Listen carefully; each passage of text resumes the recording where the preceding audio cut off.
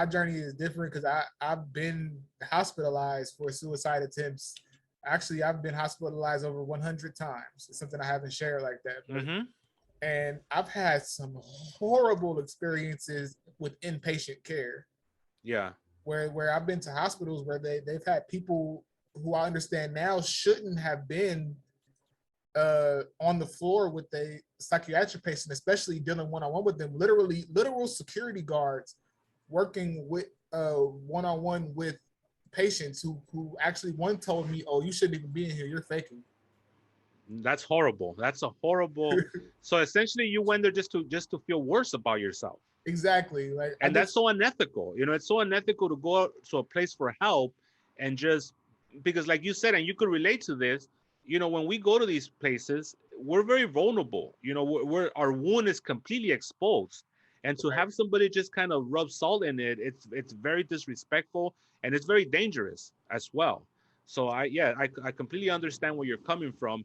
And the for-profit hospitals, as you could imagine, there's a lot of politics there that sometimes don't make it the most ideal place to go get psychiatric help, unfortunately. Right. I think we're really usually just go to where we know, and it's the area that I was in at the time, and I didn't have any money. I was homeless, so I just went to the closest hospital, and that was it. And being in that environment made it worse. And then what just happened was I got picked up by an ambulance worker who, like, when I cut myself, he told me, "Oh, you didn't need to kill yourself. You cut yourself the wrong way. If you want to kill yourself, cut up." And yeah, well, all he did was tell you how to do it right. That's right. horrible. I'm just back then I'm upset, but even now I'm more upset because knowing that you could have literally pushed somebody over the edge right there, they could not be here today. Yes, I'm sorry you had to go through that, man. That's a horrible experience. Right. And I wouldn't wish it on anyone because, like you said, you're vulnerable and all you're doing is you're validated. Here's the thing. Let's clarify what having extreme suicidal ideation means, because a lot of people have this idea that what it means is that you're sad. Sad is just one of the minor components of having high suicidal ideation.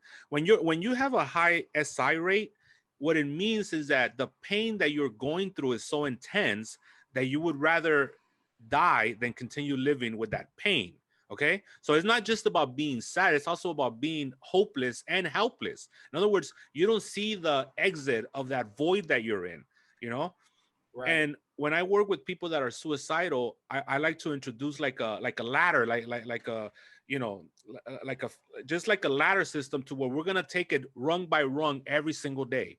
I don't expect you to see the light tomorrow because you won't, and I'm not gonna lie to you about it. What we're gonna do is we're gonna take a step up that rung, and then as we're working together, we're eventually gonna get to the point where you see some light, but not all the light, right?